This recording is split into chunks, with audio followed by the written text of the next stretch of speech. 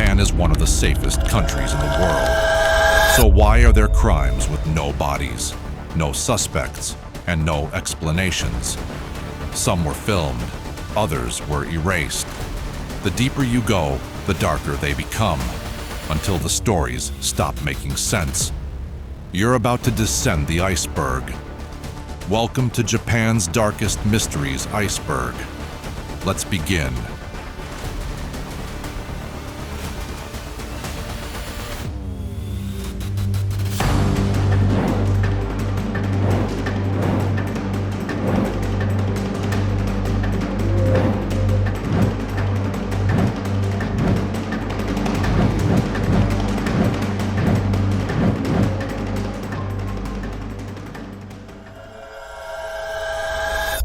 Layer 1. Case 1. Shinjuku Kabukicho.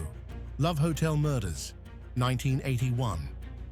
Kabukicho has always been Tokyo's district of shadows. Neon signs lit the nights. Karaoke sounds spilled from narrow hallways, and love hotels lined the back streets. For years, it was a place for quiet transactions and secrets. But in 1981, one of those secrets turned into a nightmare. It began on an ordinary summer morning when a hotel worker opened the door to clean a room. What she saw would never leave her. A woman in her 20s lay face down on the bed. Her clothes were folded beside her. The sheets were clean, the room undisturbed. At first, they thought it might be suicide or a medical emergency, but the autopsy revealed otherwise. She had been strangled. There were no signs of a fight. Nothing was missing. The man she checked in with had simply vanished. 2 weeks later, another hotel reported the same thing. A different woman, same age range, same method. Clothes folded. No signs of struggle, no stolen property. And again, the man she arrived with was gone before anyone noticed. Police were now looking at something far worse than an isolated tragedy. They were dealing with a pattern, cold, precise, and deeply unsettling. A third murder followed. Same district, same kind of room, same calm scene. Hotel staff gave a vague description of the man. A young, well-dressed man who is about 160 centimeters, 5 feet 2, tall. In the third and fourth incidents, he wore black-rimmed glasses and had a round face, polite. He had used a different fake name each time, paid in cash, and left no fingerprints. The killer didn't leave in a rush. He took his time, cleaned up, walked out like nothing had happened. That, more than anything, terrified investigators. The media quickly dubbed him the Love Hotel Phantom. But Tokyo police had little to go on. In 1981, surveillance cameras were rare. DNA testing didn't exist. No murder weapon was ever found. No clear connection between the victims. Each woman had lived a different life, worked in different areas, and had no known link to one another. The only thread was how they died. Quietly, methodically, and in a room designed for privacy. Speculation took over. Some believed the killer had medical training. Others thought he might have been a former police officer or someone who had studied criminology. The folded clothes and careful staging led some to believe he had a ritual, a need for control, not just violence. Psychologists weighed in, suggesting a killer who wanted to erase his victims' identities, leaving behind only silence. Despite widespread fear, the murders stopped as suddenly as they had started. By late 1982, no new victims were discovered. People were left wondering if he had been arrested for another crime, moved to a different country, or simply decided to stop. Police quietly kept the files open, hoping one day someone would talk. But no confession ever came. No DNA linked him to another case. The file remains unsolved. Decades later, the case still haunts Kabukicho. Older hotel workers remember the atmosphere during that time. The way women avoided checking in alone, the silence that followed each new murder. Some say they still checked the mirrors and closets before entering a room.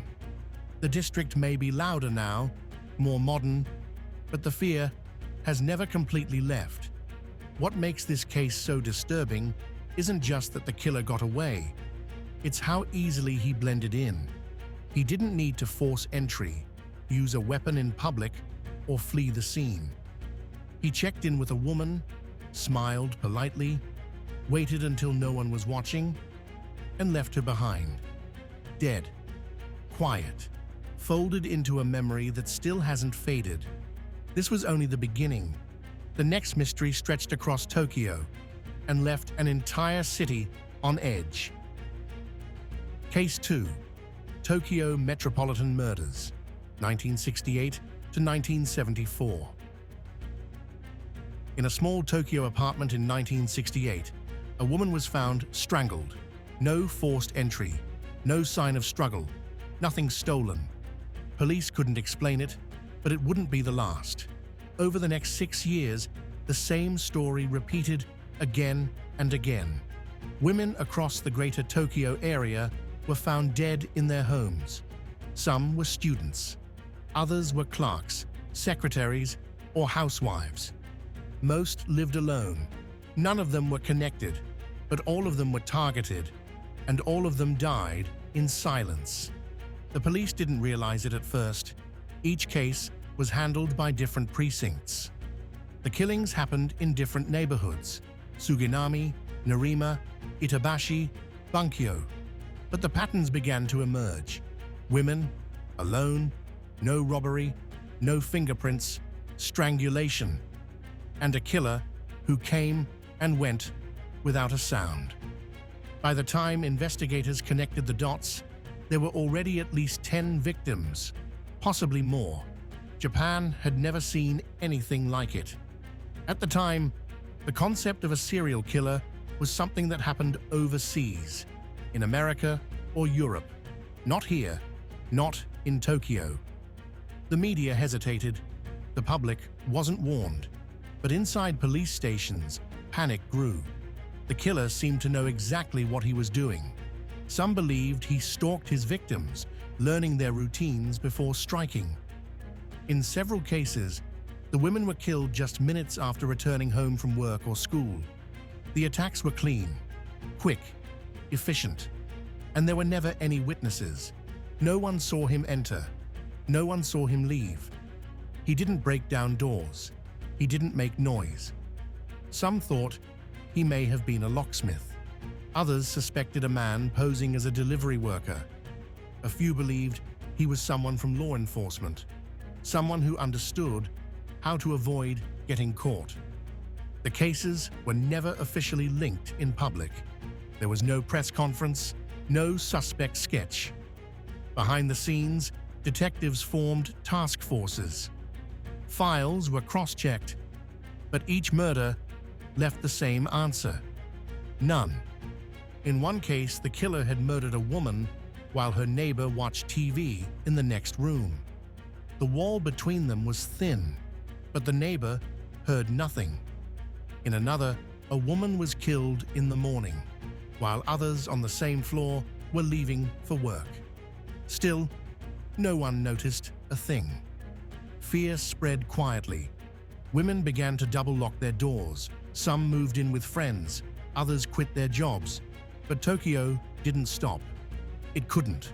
Life moved forward, even if it was moving beside a ghost. Then, in 1974, it all stopped. The killings ceased without warning. No arrests were made. No suspect was ever named. Some believe the killer may have died. Others think he left the country or started a new life under a different name. There's even a theory that he moved on to another region, continuing his crimes under a new pattern police never connected. What makes these murders so disturbing is how little we know. There are names of the victims, but no face for the killer. No motive, no message, just a quiet war against women in one of the safest cities in the world. And perhaps the most frightening thought is this: maybe he was never far away. Maybe he walked past the police stations, rode the same trains, lived in the same neighborhoods, and nobody ever knew. The Tokyo Metropolitan murders weren't just a failure of investigation. They were a warning. A city that thought it was untouchable had been hunted and never even saw the hunter. Case 3. 300 million yen affair, 1968. It happened on the morning of December 10th, 1968. 4 employees from the Nihon Shintaku Ginko Bank were delivering winter bonuses to Toshiba workers in Fuchu, west of Tokyo. In the back of their unarmored car sat more than 300 million yen, over $800,000 in today's value. No armed guards, just 4 employees and 1 planned route. As they drove toward their destination, a white police motorcycle pulled them over. The officer was calm, but serious. He said the bank manager's house had been bombed and that this car might be rigged too. The employees froze. He ordered them to step back while he inspected the undercarriage. A moment later, smoke and sparks shot out from beneath the vehicle. The bank workers panicked and ran. By the time they turned around, the car and the officer were gone. It took minutes for police to realize what had happened. The man was not a real officer. The motorcycle was fake. So was the warning. The smoke bomb was a flare. The man had planned every detail. He didn't use a weapon. He didn't threaten anyone. He used fear. The car was found hours later, abandoned.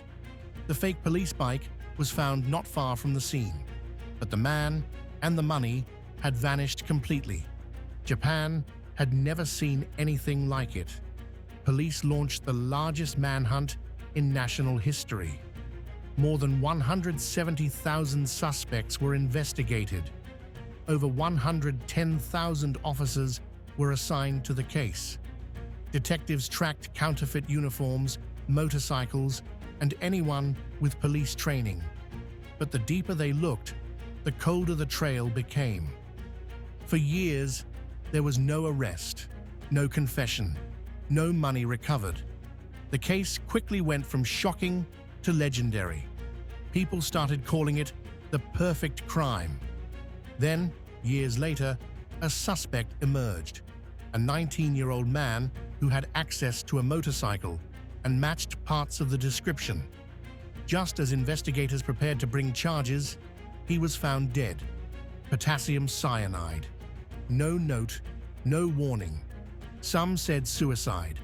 Others believed he had help, the kind that silences permanently. With no hard evidence, the case stalled again. Other suspects were questioned. Former police officers, ex-military men, and even company insiders. All were released. Theories exploded. Some believed it was an inside job. Others said the heist was connected to organized crime or a political cover-up. But without a confession or a trail of money, nothing could be proven.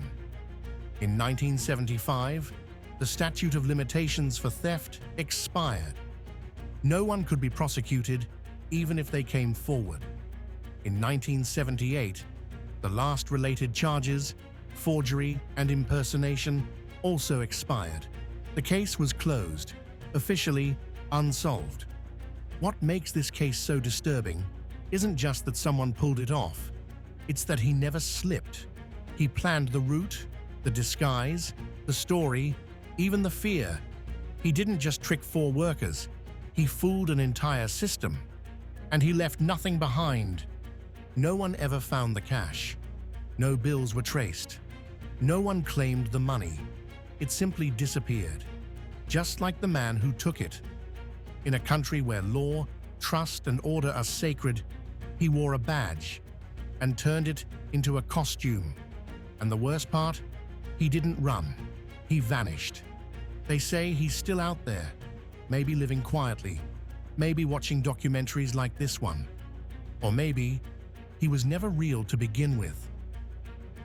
Case 4, Shimoyama Incident, 1949. It was a Tuesday, July 5th, 1949.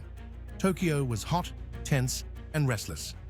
At exactly 8:25 a.m., Satonori Shimoyama, the newly appointed president of Japan National Railways, left his home in Toshima Ward. He told his wife he had some errands and would head to work after. That would be the last time anyone ever saw him alive. At the time, Japan was under American occupation. The railways were being restructured. Shimoyama, barely a year into his post, had just signed off on the dismissal of over 30,000 railway workers. Most were suspected communists. The rest were casualties of post-war reforms. Protests had broken out. Labor unions were furious. Shimoyama had become a symbol, not just of modernization, but betrayal. After leaving home, Shimoyama didn't go to the railway headquarters. Instead, he took a detour to Nihonbashi. He visited the Mitsukoshi department store. There, he bought a fountain pen, some stationery, and a handkerchief. It was a quiet transaction. He left the store around 9:30 a.m. and disappeared into the city. No chauffeur, no bodyguard, just a man in a gray summer suit walking alone. That evening, around 10:30 p.m., a railway worker inspecting the tracks along the Joban line near Kita-Senju discovered something horrific: a body, badly mangled, missing limbs, partly dismembered. The torso was still dressed in a business shirt. Next to it, a scorched necktie and briefcase. It was Shimoyama. The police rushed to the scene. What they found raised more questions than answers. The damage looked like a train had hit him, but the distribution of injuries didn't fully match a direct impact. Some doctors believed he was dead before he ever touched the rails. Others argued the trauma was consistent with a frontal collision. No one could agree. The following morning, news exploded across Japan. Shimoyama, the man leading one of the most important institutions in the country, was dead. But was it suicide or something far more sinister? Investigators tried to reconstruct his final hours, but the trail was cold. No witnesses reported seeing him after the department store. No suicide note was ever found. His purchases were untouched. His wallet had money inside, and his watch still ticking.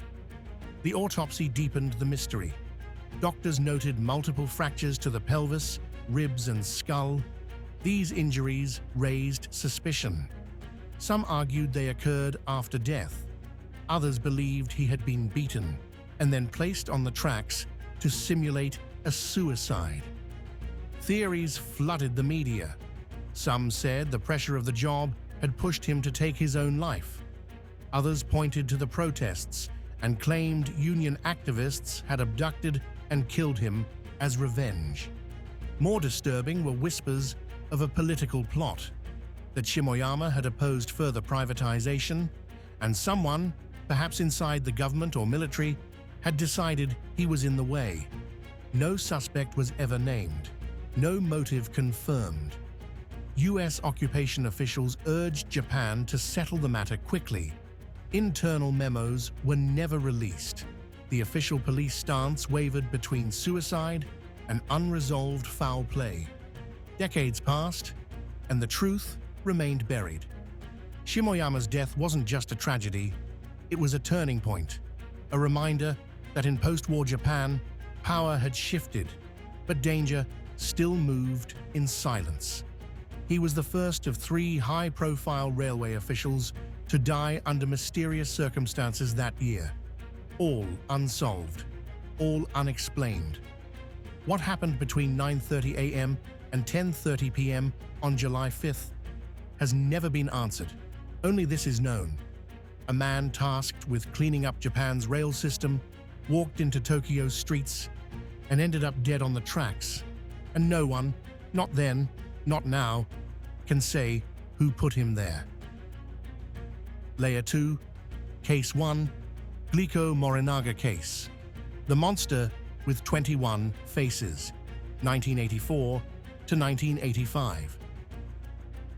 March 18th, 1984. Osaka. Just after 9 p.m., a group of masked men entered a quiet residential home in the Moriguchi district. But this wasn't a random break-in. The house belonged to Yoshi Izaki, the 70-year-old mother of Glico president Katsuhisa Izaki.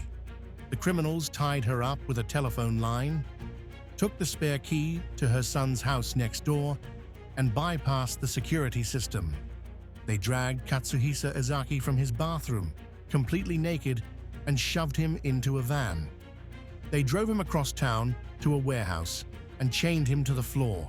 No food, no contact, only threats. The kidnappers demanded 1 billion yen and 100 kilograms of gold. 3 days later, Izaki managed to escape. He broke through the warehouse door and fled barefoot into the street. The nation exhaled, but it was just beginning. Weeks later, a letter arrived. It was addressed to Glico and the police. To the stupid police, "Are you fools? We left him alive. You should thank us." It was signed, "The Monster with 21 Faces." Then the terror escalated. The group began to target Glico directly. On April 16th, police found a plastic container of hydrochloric acid inside one of Glico's Ibaraki plants, the same city where Izaki had been held. Days later, several company vehicles were set on fire outside Glico's headquarters. The threats kept coming. Letters warned that Glico's products, snacks, chocolates, candies, had been laced with poison. To prove they weren't bluffing, the Monster left tainted sweets in stores, some containing potassium cyanide. One package had a label, "Danger, contains toxins." Glico shut down all production. Supermarkets cleared their shelves. Japan's most beloved brand was collapsing. The company lost billions of yen. Parents wouldn't let their children eat candy. The fear was real and spreading. The Monster didn't stop. After Glico, they went after Morinaga, Marudai Ham, and House Foods. Their ransom demands were precise. Their threats were relentless, and every failed police attempt was met with another letter mocking the investigation.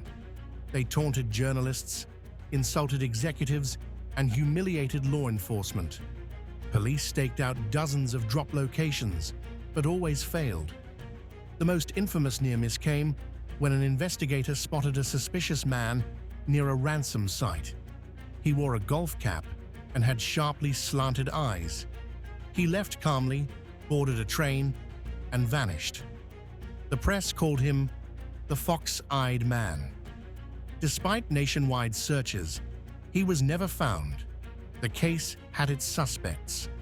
A man named Manabu Miyazaki, with ties to both radical politics and corporate crime, was briefly investigated. He even resembled the Fox-Eyed Man. But after intense interrogation and zero evidence, he was released. The Monster continued. By August 7th, 1985, the pressure claimed its first victim. Superintendent Shoji Yamamoto, the lead investigator, was found dead, burned alive with kerosene. It was ruled suicide. 5 days later, the Monster sent one final letter. "Yamamoto died. We forgive you this time. Goodbye, fools." And then, silence. In 1987, the statute of limitations on the crimes expired. No arrests were made. Not a single member of the Monster with 21 faces was ever identified. No DNA, no fingerprints, no footage, just letters, fear, and poisoned candy. At one point, it was even estimated that over 1 million police officers had worked on the case in some capacity or another over the years. chasing down more than 28,000 tips and investigating nearly 125,000 persons of interest. However, no suspect was ever charged. What made this case truly dangerous wasn't just the threat to public safety. It was how they weaponized fear, destroyed trust in food, and made the police look helpless, all without firing a shot. They never showed their faces. They never left a name. And to this day, no one knows if they were factory workers, insiders, or something darker hiding inside Japan's corporate empire. They simply vanished. But they proved one thing: fear, delivered with the right smile, can shut down an entire nation. Case 2. Paraquat Murders, Vending Machine Poisonings, 1985. May 1985. A man in Saitama Prefecture stopped at a vending machine for a cold drink. In the tray sat a free bottle of Vitamin C already paid for, part of a new buy one get one free promotion by Otsuka Pharmaceutical. He smiled at his luck, drank it, and collapsed within hours. By nightfall, his lungs were failing, his kidneys shutting down. He was dead before doctors could name the poison: paraquat dichloride, one of the deadliest herbicides ever made. Paraquat is meant to kill weeds. In humans, a single sip burns the throat, scars the lungs, and destroys organs within days, sometimes within hours. It was everywhere in Japan then, sold without prescription or ID. Buyers only had to claim they used it for farming. In 1984 alone, 1,402 people used paraquat to take their own lives. It was cheap, fast, and irreversible. Now, someone was using it on strangers. Within weeks, more bodies appeared. Middle-aged men, delivery drivers, teenagers, each found after drinking from vending machine bottles that someone else had left behind. The drinks looked ordinary: Vitamin C, real gold, even bottles of Coca-Cola. A few were laced instead with Dequat, another lethal chemical. Most victims had thought they'd stumbled upon a promotional freebie. They hadn't. They'd picked up death disguised as kindness. From May through November 1985, at least 10 people were killed and 35 seriously injured across Western, Central, and Tokyo area Japan. Later reports placed the death toll as high as 12, making it possibly the deadliest product tampering case in history. No two victims were alike. No pattern, no motive.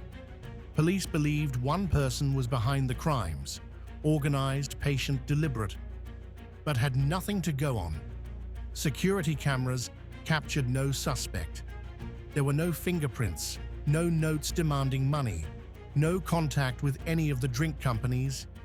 Even Otsuka Pharmaceutical and Coca-Cola Japan confirmed they had received no threats or extortion attempts.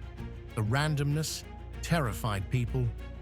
Vitamin C had long been marketed as an energy booster for middle-aged men. Now it symbolized dread. Parents warned their children never to touch free bottles.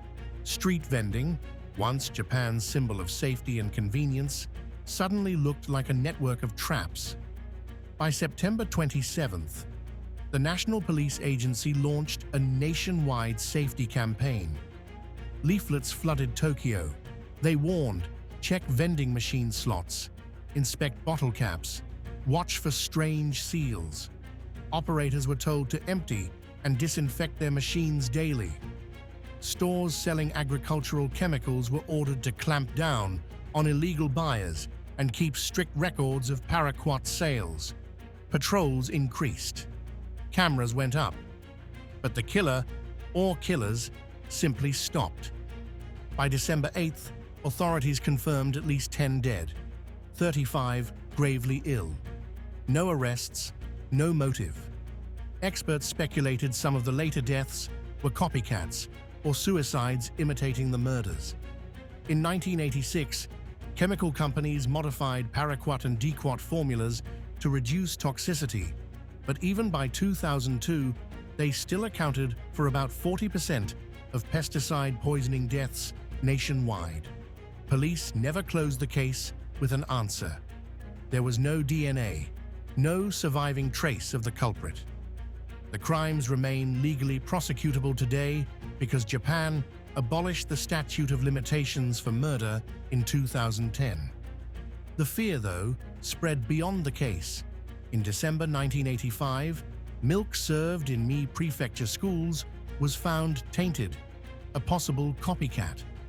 In 1998, another wave of drink poisonings struck vending machines and convenience stores.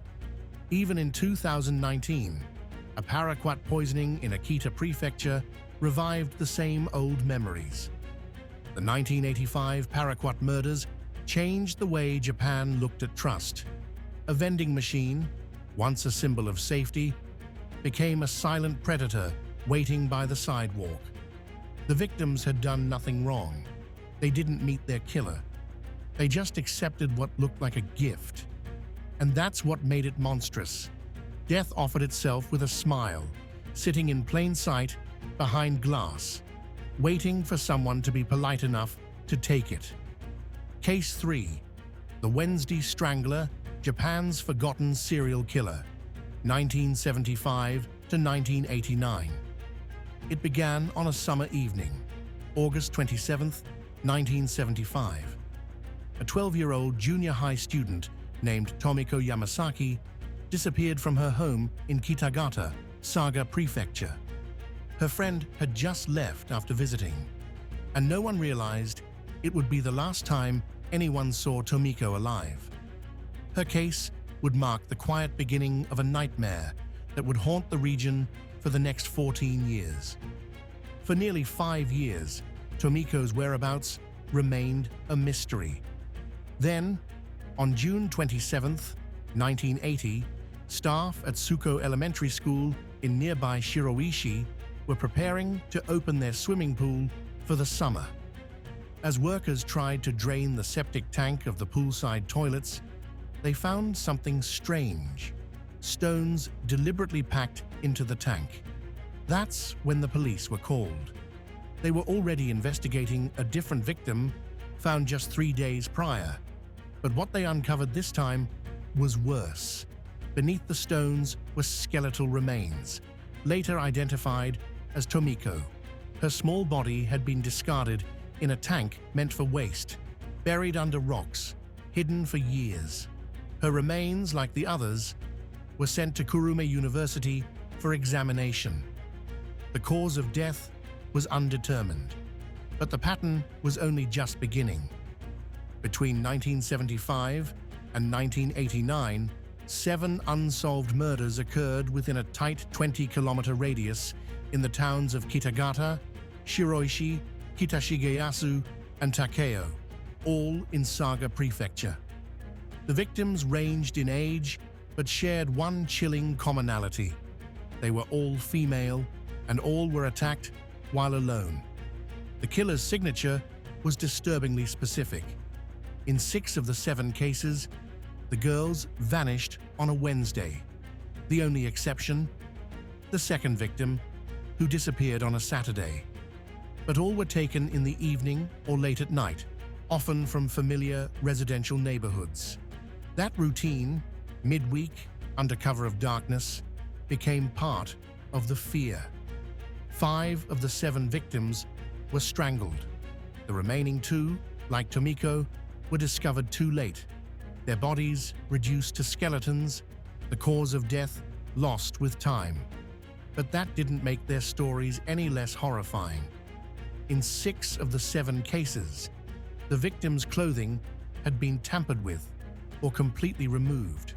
Some were found partially dressed, some not at all. Only one girl, the third victim, was still wearing the same outfit she was last seen in. That detail alone suggests a possible escalation or hesitation, a killer who knew what he was doing, and at times, possibly changed his method. The public never got a name, No sketch, no composite. Just whispers in town, and children kept inside on Wednesday nights. Even worse, the justice system offered no real closure. In the fourth case, the statute of limitations expired, meaning even if the killer had been caught, the authorities could not prosecute. In 3 other cases, suspects were arrested and indicted, but all were acquitted at trial. That means none of the 7 murders, not a single one, has ever been officially solved. There was no media frenzy, no breaking headlines, just quiet funerals and tighter curfews. The killer's nickname came later, the Wednesday Strangler, a reflection of the calendar pattern that no one could explain, only fear. It's been decades now. The towns of Saga Prefecture have grown, but the silence remains. No one talks about the killer anymore, but the families haven't forgotten. And some locals, especially those old enough to remember the fear, still check over their shoulders on Wednesdays. They remember the pools that never reopened, the doors locked earlier, the children who never came home. And somewhere out there, if he's still alive, the man who did this may have lived a full life. One without prison, without consequence. 7 victims, 1 region, 1 killer. Still out there, maybe still choosing Wednesdays, and still, the worst is yet to come. Layer 3, Case 1. The North Kanto Serial Abductions and Murders, 1979 to 1996. It began on August 3, 1979, when 5-year-old Maya Fukushima went missing from a small shrine in Ashikaga City, Tochigi Prefecture. She'd been playing with friends while her mother prayed inside. When the family called her name, the courtyard was empty. 6 days later, searchers found her tiny body stuffed into a rucksack left beside the Watarase River. The crime stunned locals, but police treated it as isolated, a tragedy, not a pattern. Then, another child vanished.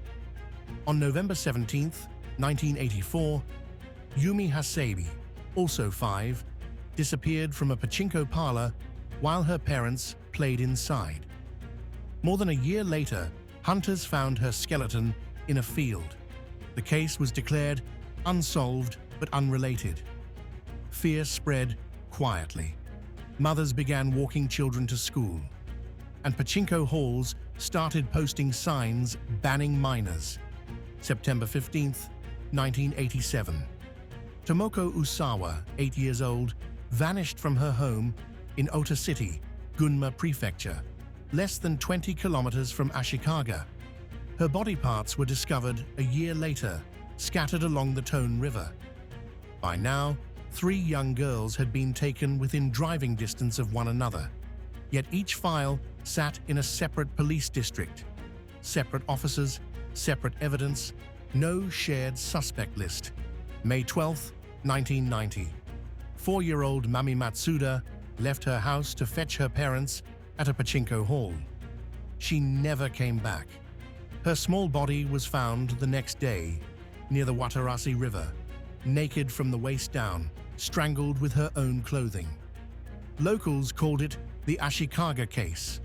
Police, desperate to calm the outrage, arrested Toshikazu Sugaya, a mild, soft-spoken daycare bus driver.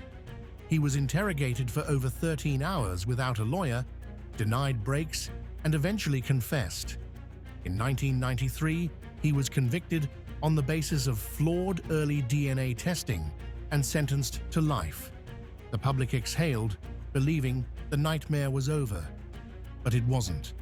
July 7, 1996. Yukari Yokoyama, only 4, disappeared from a pachinko parlor in the same border region. Her pink sandals were left near the entrance. Her small bicycle stood upright outside. She was never found. Security cameras caught a man leading a child away, but the footage was grainy, the face unrecognizable. authorities admitted the pattern too late. 5 abductions within a 20-kilometer radius between Ota, Gunma, and Ashikaga, Tochigi. All girls aged 4 to 8, most taken near pachinko parlors, 3 left by rivers, 2 in the Watarase itself, and 4 occurring on weekends or holidays when families relaxed their guard. Years later, an investigative journalist named Kiyoshi Shimizu began revisiting the cases. He noticed what police had missed: geographic clustering, identical methods, and nearly identical time frames. His reporting exposed fatal mistakes in the 1990 Ashikaga conviction. When the DNA from Mami Matsuda's case was retested with modern technology, it proved Sugaya's innocence. After 17 years in prison, he walked free in June 2009, trembling and weeping in front of cameras. "I lost my life in there," he said. "But the real killer, he's still out here." The revelation forced the National Police Agency to acknowledge what victims' families had said for decades: these were serial crimes. Yet because Japan's statute of limitations on murder had expired for most cases before 2010, prosecutors could no longer pursue charges even if the killer were identified. Investigations into the earlier disappearances were quietly scaled back. Today, only the 1996 case remains technically open. Police still hold the degraded security footage from Yukari Yokoyama's abduction, a shadow of a man leading a small child into the sunlight. But no name, no arrest, and no closure. Parents in Tochigi and Gunma still speak of the Watarase River in hushed tones. They remember the flyers, the school warnings, the night patrols that faded away. And they still ask the same question Japan's justice system refuses to answer. How many chances does one country get to stop the same man? 5 girls, 1 corridor of towns, 1 predator who learned that if he waited long enough, the law itself would let him walk free. Case 2. The murder of Junko Kobayashi. Tokyo, September 9, 1996. It was the afternoon of September 9, 1996, in Shibamata, a quiet neighborhood in Tokyo's Katsushika ward. The summer air was heavy, but for 21-year-old Junko Kobayashi, life felt light. She was packing for the trip of her life, an exchange program in the United States just 2 days away. The daughter of a hard-working Tokyo family, Junko was a student at Sophia University, fluent in English, with her future neatly mapped out.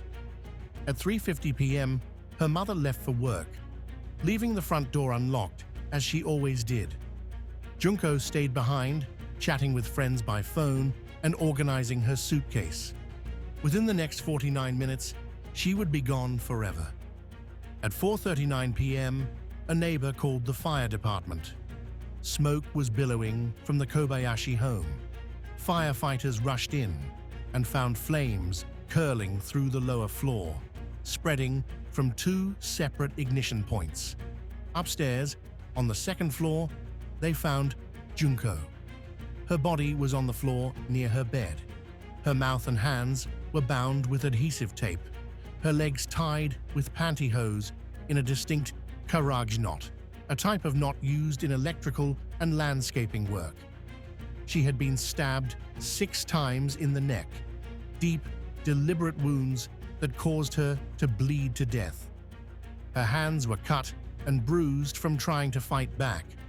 The autopsy later confirmed that she had died before the fire began.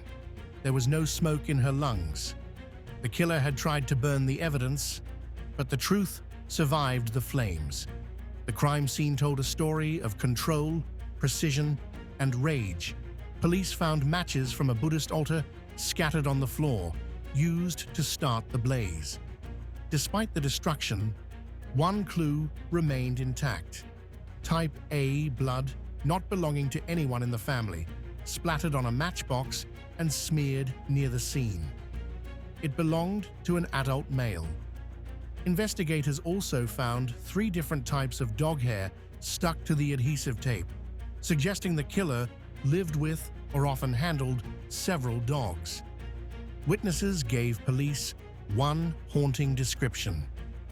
Around the time the fire began, a neighbor saw a thin man in his late 30s, roughly 160 centimeters, 5 feet 3 inches, tall, wearing an ochre-colored raincoat and black pants, standing on the street and staring up at the second floor of the Kobayashi home.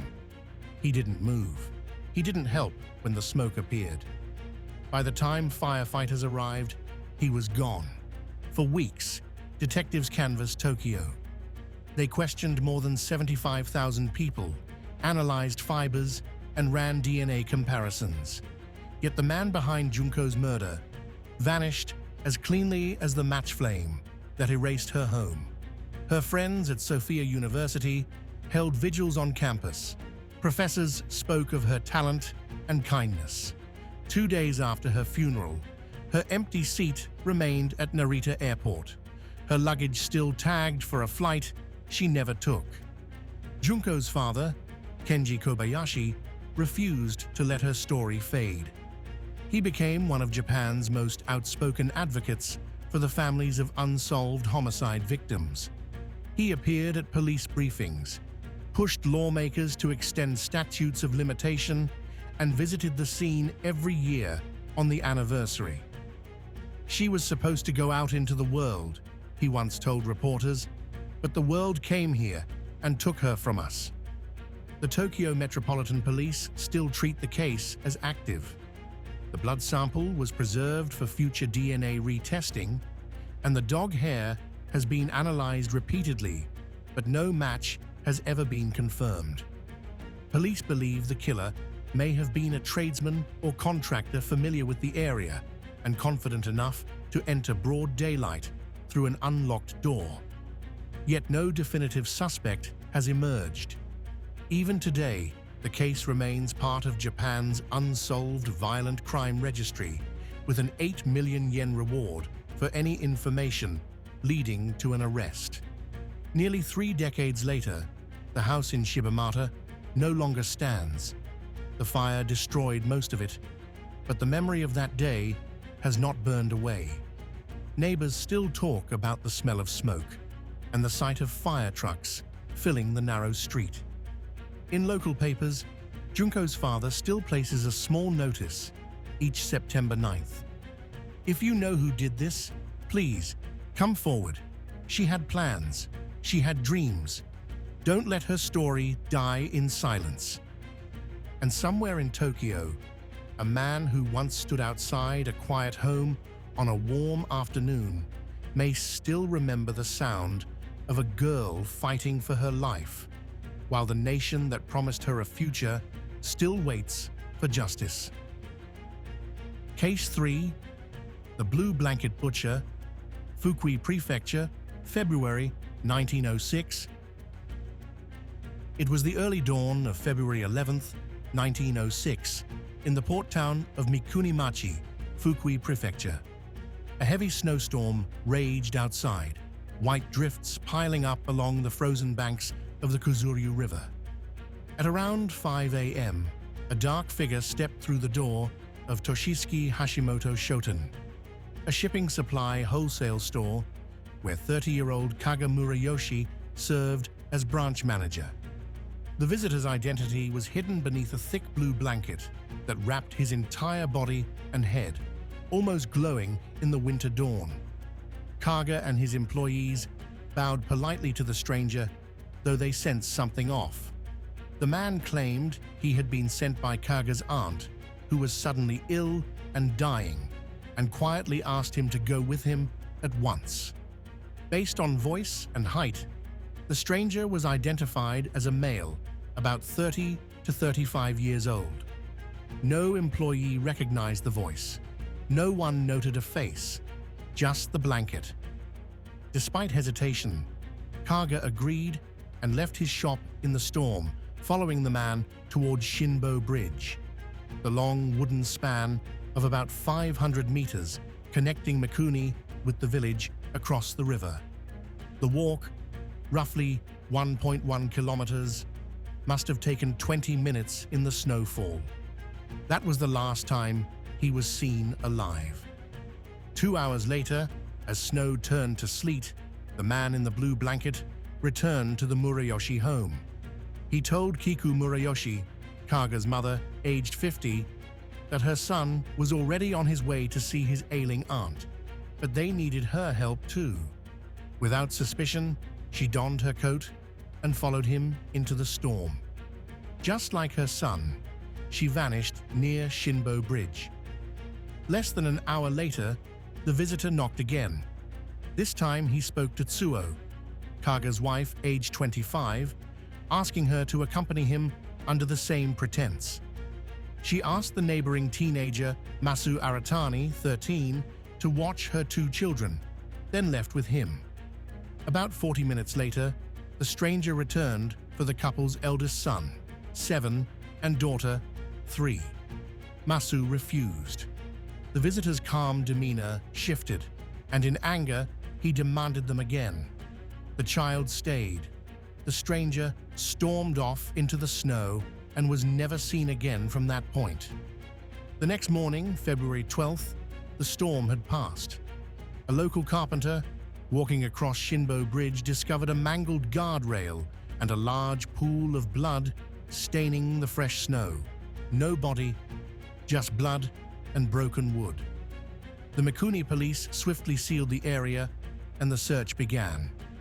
Near the Murayoshi home, investigators found a small boat moored to the bank of the Takeda River, its sides smeared with blood. Downstream in the cold water, they discovered Tsuo's body. Further searching at the Kuzuryu River estuary uncovered Kiku's body 2 days later on February 14th. Both had obvious signs of blunt force trauma.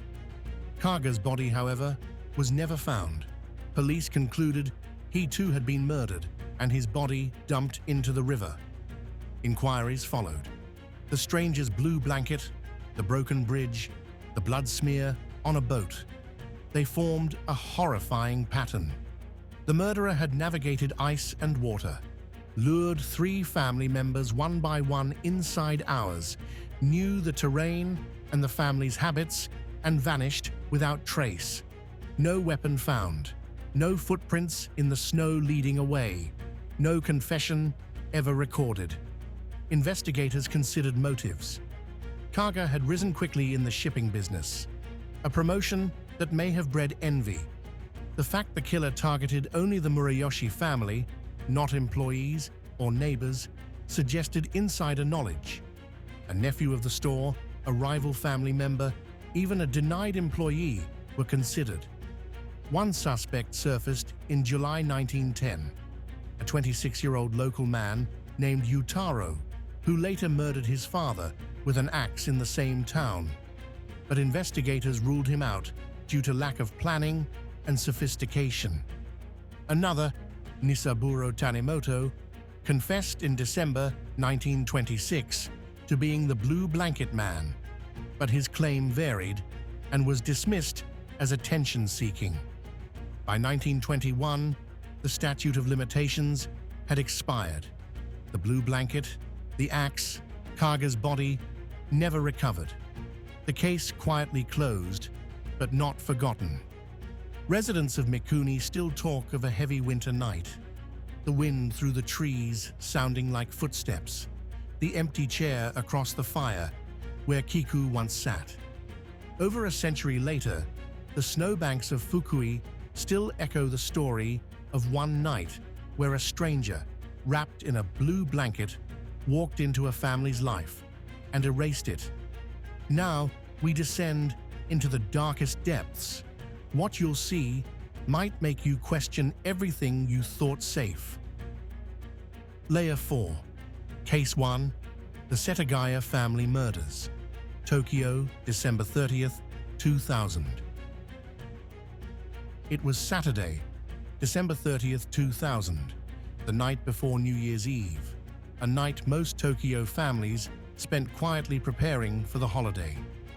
in the peaceful residential district of Setagaya on the western edge of Tokyo. The Miyazawa family was winding down for the evening. Inside their two-story home lived Mikio Miyazawa, 44, an employee at Interbrand, his wife Yasuko, 41, a teacher, and their two children, Niina, 8, and Rei, 6. Their house sat beside a public park scheduled for demolition, one of only 4 homes still occupied in a row of abandoned plots. The isolation made their property unusually quiet and vulnerable. That night, sometime after 10:38 p.m., a stranger entered through a second-floor bathroom window overlooking the park. The intruder climbed the fence, scaled the wall, and slipped in through the small window, which police later found shattered. From that moment onward, every sound in the house, every breath, belonged to him. The sequence was brutal and methodical. First, 6-year-old Rei was strangled in his bedroom, likely while asleep. He was the only family member not stabbed. Next, the killer attacked Mikio, who may have heard a noise and rushed upstairs to protect his family. A violent struggle followed. Evidence showed defensive wounds and broken furniture. The killer used a sashimi knife he had brought, but it snapped in half during the fight. Mikio's body was found at the base of the staircase, stabbed in the head and neck. When the knife broke, the killer went downstairs to the kitchen and fetched another, a household knife belonging to Yasuko. Then he moved to the loft bedroom, where Yasuko and Niina were hiding. He stabbed them repeatedly. The wounds on Yasuko's body were deep, targeted, and deliberate. Nina's injuries were worse. Defensive wounds showed she fought back against her parents' killer. Forensics confirmed both were attacked even after death. But the horror didn't end there. Instead of fleeing, the killer stayed inside the house for hours. He opened the fridge and ate 4 ice creams. He drank barley tea. He used the family's computer at 1:18 a.m., accessing theater company websites. Then again, around 10 a.m.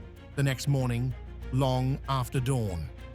He used Yasuko's first aid kit to bandage a hand injury he had sustained during the attack. He defecated in the toilet and didn't flush.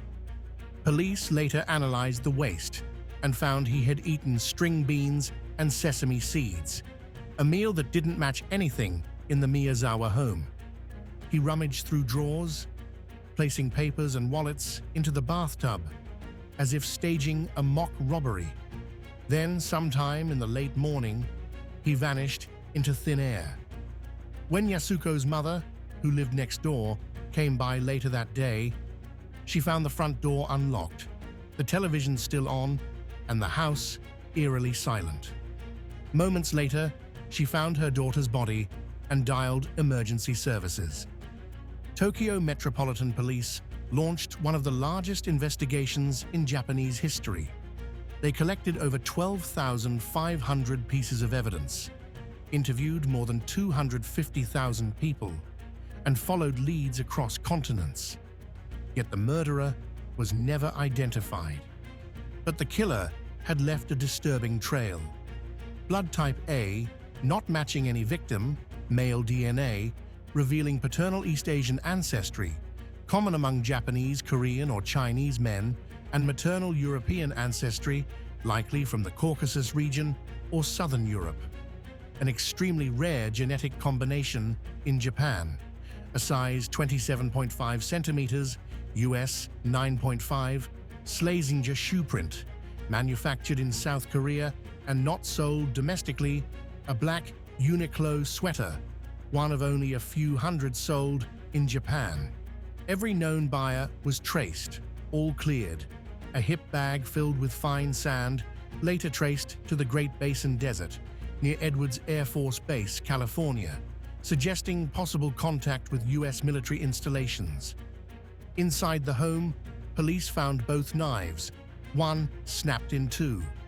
A handprint in blood was visible on the wall near the stairs. The killer's fingerprints were clear.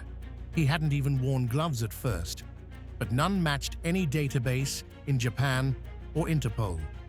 The investigation turned surreal. Detectives theorized the killer might have had military or special training experience based on the precision of the stab wounds and confidence in the environment. Others suspected a U.S. airbase worker living nearby or a Korean-Japanese youth with access to foreign goods. Some thought the killer was homeless, living in the abandoned park and watching the family through their windows for days. But nothing fit perfectly. The motive was absent. The crime was chaos, yet organized. Rage, yet patience. Neighbors say the house is haunted, not by ghosts, but by unanswered questions. Who was he? Why them? And how could someone leave that much evidence and still vanish? The Setagaya family murders changed Japan forever. In 2010, the country abolished its statute of limitations for murder, partly because of this case. Police still maintain an active file and offer a 20 million yen reward for any information leading to the suspect's arrest. To this day, the man who slaughtered a family, treated their home as his own, and disappeared into the streets of Tokyo remains free, his DNA preserved in cold storage, waiting for a match that may never come. Case 2.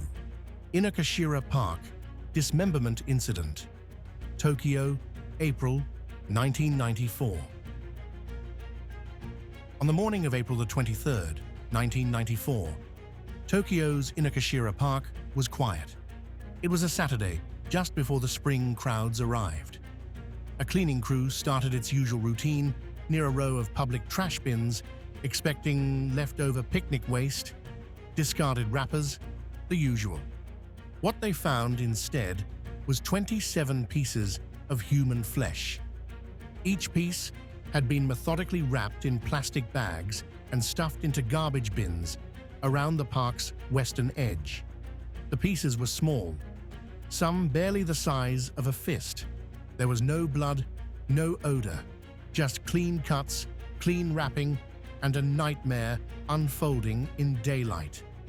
The Tokyo Metropolitan Police were called in immediately. What they uncovered over the next few days shook even seasoned investigators. The body had been dismembered with extreme precision. Muscles were severed cleanly at joints. Bones were separated without splintering. Every single piece was carefully washed. And perhaps most chilling of all, the total amount of flesh recovered was nearly a complete body. But the head, internal organs, and genitals were missing. An autopsy confirmed what officers suspected. The dismemberment was done after death. There were no signs of trauma on the bones suggesting a struggle, no bruising, and no hemorrhaging near the cuts. Whoever had done this had anatomical knowledge, possibly even medical training. The body had also been refrigerated before disposal. Police noted that the skin was firm, the tissue still intact, not something they'd expect if the remains had been sitting out. The age and sex of the victim were eventually determined. Male, estimated to be in his late 30s to early 50s. His height, judging from recovered limbs, was approximately 5 feet 7 inches or 5 feet 8 inches. He was well built. Fingerprints were too degraded to use, and dental records couldn't be matched because the head was never recovered. What disturbed investigators most was the level of control. Whoever did this didn't panic. They didn't flee. They planned everything. The plastic bags used were all of the same type, neatly tied. There were no foreign fingerprints, no DNA under fingernails. Not a single security camera picked up suspicious movement in or out of the park the night before. It was as if the killer had walked in with bags of meat, left them among the Saturday trash, and vanished into Tokyo's 12 million-person crowd. Police ruled out suicide. They ruled out gang violence. It was too clean.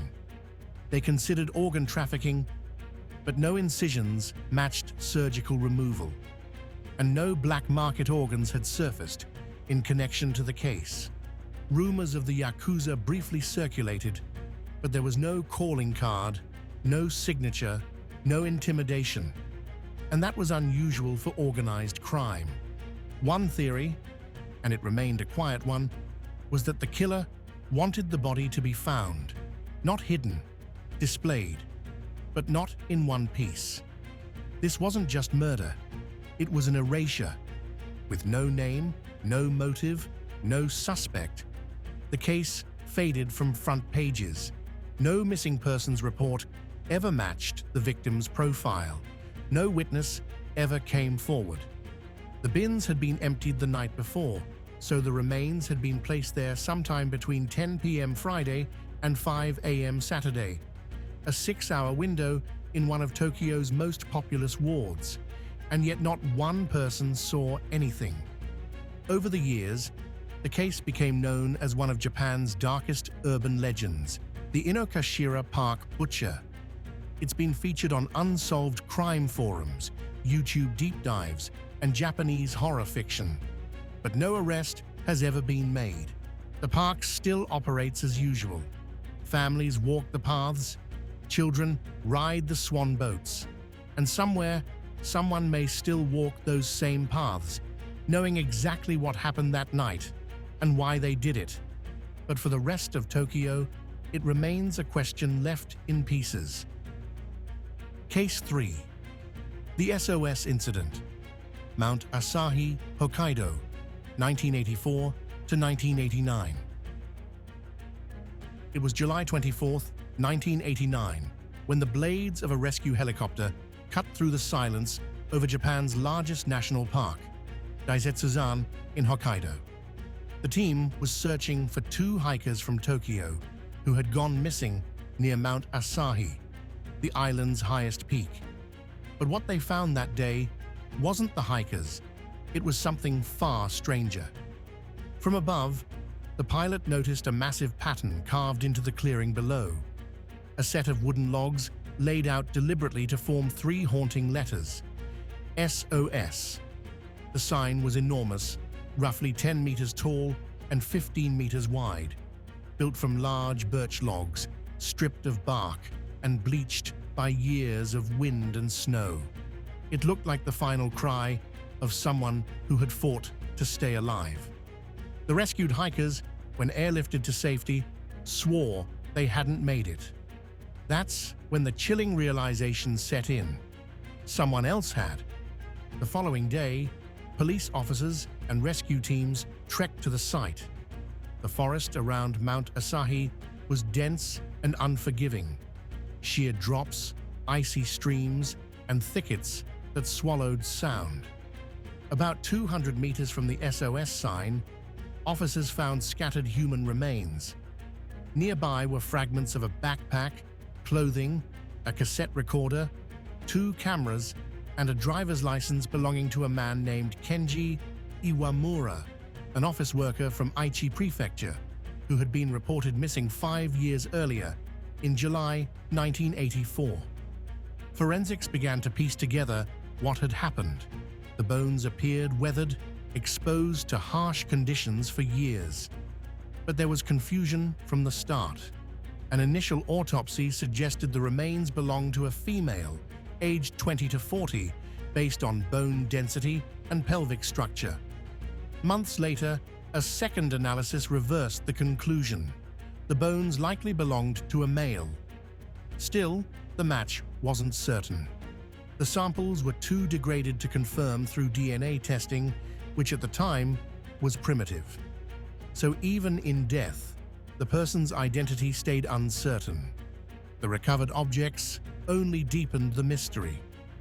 In one of the cassette recorders, investigators found a tape with the man's voice, believed to be Iwamura's, calling out over the sound of wind. SOS, help, I'm stuck up the cliff. I can see the helicopter. Please. There were long gaps of silence, then faint noises as though the recorder had been dropped or set down.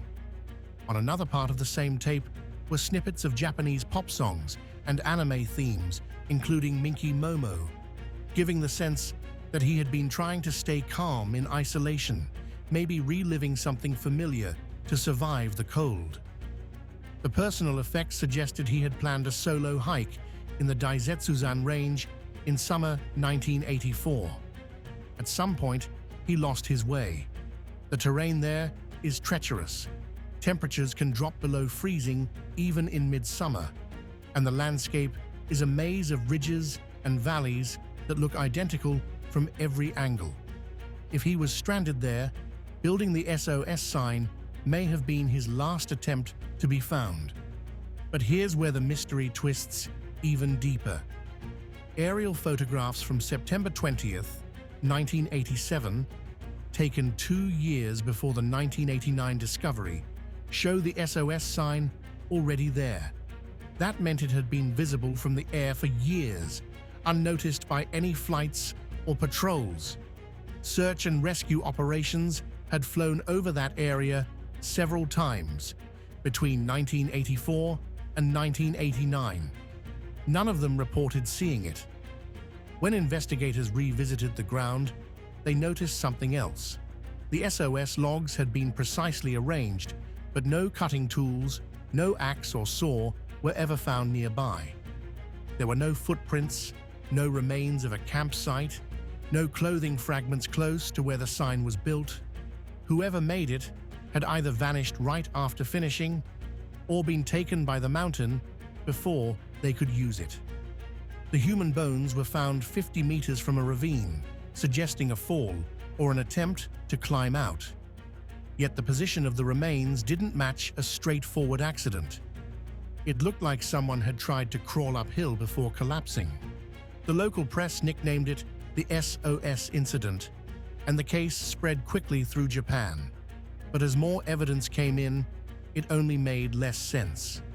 The recorder's voice couldn't be verified as Iwamura's. His family recognized his belongings, but admitted some items, like a few personal effects in the bag, didn't belong to him. That led to another disturbing theory. What if 2 different people had vanished there years apart, and their remains had been mixed by wildlife and weather? Mount Asahi is a mountain of contradictions. It draws thousands of hikers every summer, but it also swallows people whole. The area is littered with steep valleys, hidden cliffs, and sudden fog that can erase a person from sight in seconds. Rescue teams later admitted that, even with GPS and modern maps, they still occasionally lose their bearings. The tape recorder, the half-built SOS, and the unidentified bones became symbols of what terrified Japan most about its wilderness. That even in a modern country, nature could quietly erase you, and the world might not notice for years. The official record concludes that the remains likely belong to Kenji Iwamura, and that he died of exposure after becoming lost in the mountains. But many experts dispute that. Some point to the second, unidentified individual whose belongings were never explained. Others note that some bones were far too cleanly separated, suggesting they had been moved or placed. To this day, the truth remains buried beneath Mount Asahi's fog. Whoever carved that desperate SOS into the hillside, whether it was Iwamura, someone else, or more than one person, their final message sat untouched for 5 years, visible from the air, yet unread. And that's perhaps the most haunting detail of all. They asked for help, and nobody saw it until it was too late. Now we descend into the darkest depths, where the lines between truth and nightmare blur, and what you'll uncover may shatter your sense of safety forever. Layer 5. Case 1. Tiffaine Varen, the woman who vanished in Nikko. She had waited her whole life for this. A dream trip to Japan, carefully planned, deeply personal. Tiffany Veron wasn't the kind of traveler who disappeared without a trace. But in the summer of 2018, that's exactly what happened. Tiffany was 36 years old. A school assistant from Poitiers, France, she had epilepsy, but it was managed. She was fluent in multiple languages and had long adored Japanese culture. After saving for years, she finally booked a solo trip that would take her from Tokyo into the mountains of Tochigi Prefecture, starting in the serene, historic town of Nikko. She landed in Japan on July 27th and traveled straight to Nikko. On July 28th, she checked into a small, quiet inn called the Turtle Inn. She explored the town and messaged family. She took pictures, described the beauty of her surroundings. Everything seemed perfectly normal. The next morning, July 29th, she had breakfast at the inn. Staff claimed she left around 9:50 a.m., carrying only her day bag. That would be the last time anyone would ever see her. But the timeline quickly started to break down. Her phone remained connected to the hotel's Wi-Fi for nearly 2 more hours, until 11:40 a.m., suggesting she never actually left when the staff said she did. The next day, hotel staff entered her room.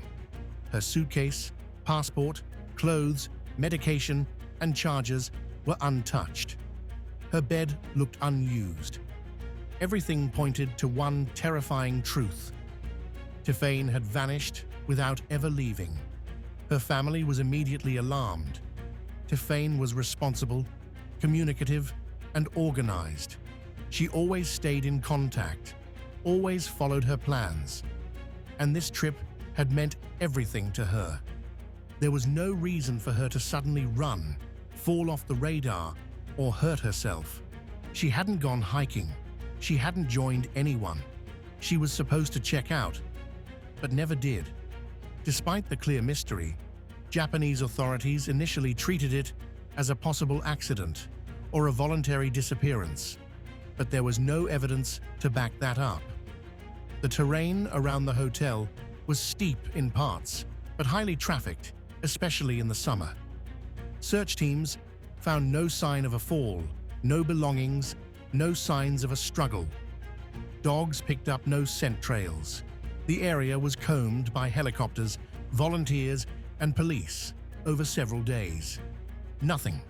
No jacket, no shoes, not a single personal item. It was as if she had been erased. Her family flew to Japan and was stunned by the lack of urgency. No Amber Alert-style system, no major media outreach, no centralized missing persons unit. Days passed, then weeks. Her father and brother began their own investigation, knocking on doors, rechecking the timeline, retracing her route, and strange possibilities began to surface. Several locals mentioned unusual individuals seen near the inn. One hotel nearby had cameras, but footage was erased. One report claimed a neighbor heard a scream. Another resident told the family that a man had previously stalked a different solo woman traveler in the area. Over the following months and years, bones were found in the surrounding forest. First a skull, then other fragments, but none belonged to Tiffany. In fact, some appeared to be from other unidentified persons. That only deepened the fear. What exactly was happening in Nikko? DNA from the inn was collected, but no suspect was ever named. In France, prosecutors launched their own criminal inquiry for kidnapping and false imprisonment. But under Japanese law, the case was never officially opened as a criminal act. Without a body, it remained categorized as a missing person, not a victim. Tiffany's brother, Damien, has never stopped. He created an association, held press conferences, led awareness campaigns, and documented every discrepancy. He's publicly criticized the early handling of the investigation and continues to fight for the truth. even after 5 years of silence. Tiffaine Véron went to Japan for peace, beauty, and personal discovery. She was supposed to return home just 10 days later. Instead, she walked out of a quiet guest house in a tourist town and was never seen again. No screams, no witnesses, no clues strong enough to hold. Her room key was still on the nightstand, her suitcase packed, her ticket home untouched. So what happened to her, and why has no one answered for it? Case 2. The Jusco ATM Phantom, 2003, Nagoya. Nagoya, 2003. Inside a Jusco supermarket, bright lights, humming machines, quiet shoppers. Everything seemed routine. But somewhere near the self-service ATM kiosk, a man was being watched. An elderly gentleman, alone, unaware he was about to become the victim of one of Japan's most chilling and surreal unsolved crimes. A woman stood nearby, calm, still, holding a baby. Security cameras caught her, watching the man closely as he withdrew money. She never looked away. Minutes later, outside the supermarket, the woman made her move. She approached the man and accused him of theft. Loud enough for passers-by to hear, she shouted a single word: "Thief!" Chaos followed. Several bystanders rushed to intervene, tackling the elderly man to the ground in a frantic attempt to subdue who they thought was a criminal. In the confusion, the woman vanished, slipping away into the crowd with her child, untouched, unidentified. The elderly man was left injured and deeply shaken. He vomited, lost consciousness, and collapsed. By the next day, he was dead. Official cause: heart failure. But there was no question. The trauma of that false accusation, the sudden violence, the public humiliation, all of it led to his death. He had been set up, and the real criminal, the woman with the baby, had disappeared like smoke. When police reviewed the security footage from the Jusco store, they quickly realized the horrifying truth. The woman had orchestrated the entire scene. She wasn't a random witness. She was the perpetrator, the real thief, or something far more manipulative. She had used the man's own innocence as a weapon against him. In 2004, nearly a year later, authorities released a still image from the footage, a close-up of the woman's face. But there was something uncanny about it. Her expression was flat, empty. Her features were unnaturally smooth, almost mask-like. It wasn't just a mugshot. It looked like something from a horror film. The public dubbed her the ATM Phantom, a name born from the eerie stillness of her face and the vanishing act that followed her crime. Despite the national attention and digital enhancement of the image, no one came forward. No one recognized her. The baby, the motive, the escape, all remained questions with no answers. There were no fingerprints, no known identity, no arrest. The case remains one of Japan's most haunting modern urban mysteries. Not for the brutality of the attack, but for how calculated and quiet it was. How she used the crowd, used motherhood as cover, used fear as a weapon. 2 decades later, the case is still open. But her face, that cold, inhuman face, remains burned into the memory of Japan's criminal history. A ghost with a child, a killer with no name. The Jusco ATM Phantom didn't just vanish. She rewrote what it meant to commit the perfect crime in plain sight. Some mysteries were never meant to be solved. Some crimes were never meant to be known. But now, you've seen them all. This is where the iceberg ends and where your nightmares begin.